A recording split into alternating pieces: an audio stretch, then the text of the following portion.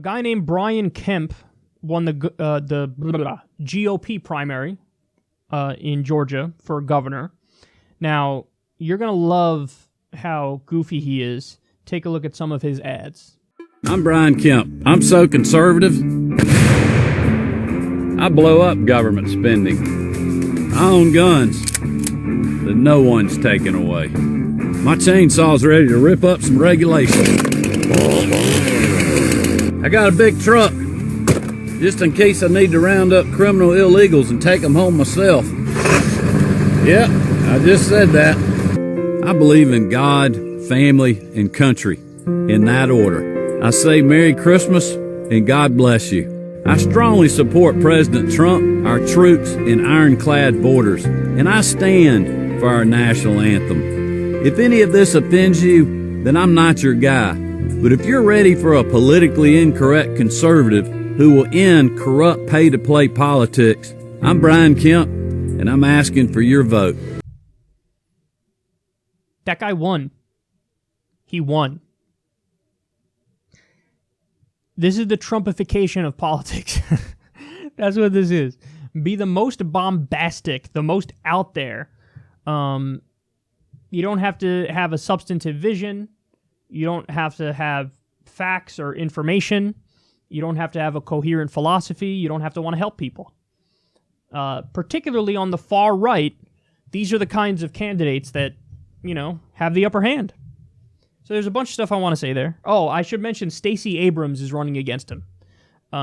So it's going to be Stacey Abrams who could be the first. She's pretty progressive, and she could be the first black female governor in Georgia. So it'll be an interesting race, but you have her versus like this caricature of a far right-wing politician. So it'll be interesting to see what happens there.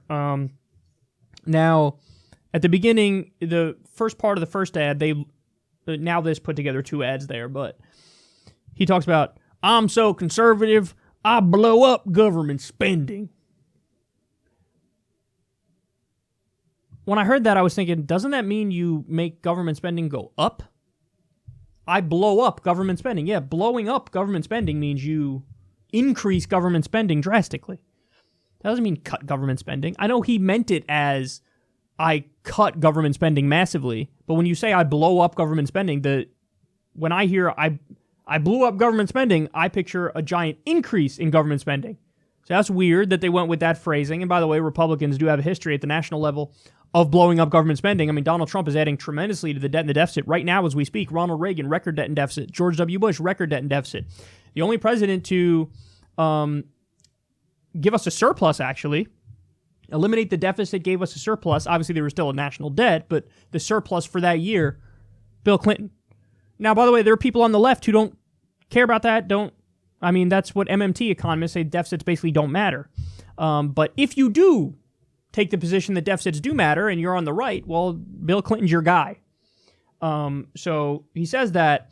Then I love, at this point, they don't have to say anything policy-wise. They just hit those, Pavlovian issues for Republicans, where it's just like an automatic reaction of like, oh yeah, baby, that's what I like right there. He goes, I own guns. Okay, what the fuck does that have to do with anything? I own guns. Nobody's taking my guns away.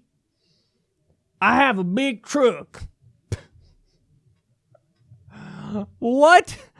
That's so irrelevant to how you're going to govern. I got a truck. I got a truck and I'm going to round up brown people. Well, I mean illegal aliens. That's what I mean. Unbelievable. I believe in God, family, and country in that order. I believe in Jesus so much that as I'm deporting the criminal aliens, I'll tell them that I wish them well, because Jesus loves deporting people. And then he says, best part, I say Merry Christmas and God bless you. And I stand for our national anthem. And if you want a politically incorrect conservative, pick me. Okay, but here's the thing, man. What you just described is the polar opposite of politically incorrect. Nothing could be more politically correct. I say Merry Christmas and I say God bless you. Ooh, how edgy. You say shit that the overwhelming majority of the country says. Did you know 90% of Americans support or celebrate Christmas? 90%. Only 70 some odd percent are Christian in America, but 90% celebrate Christmas. There is no war on Christmas. If anything, it's the opposite. Christmas has waged a war on everything else. If 90% of the country celebrates it. People say Merry Christmas.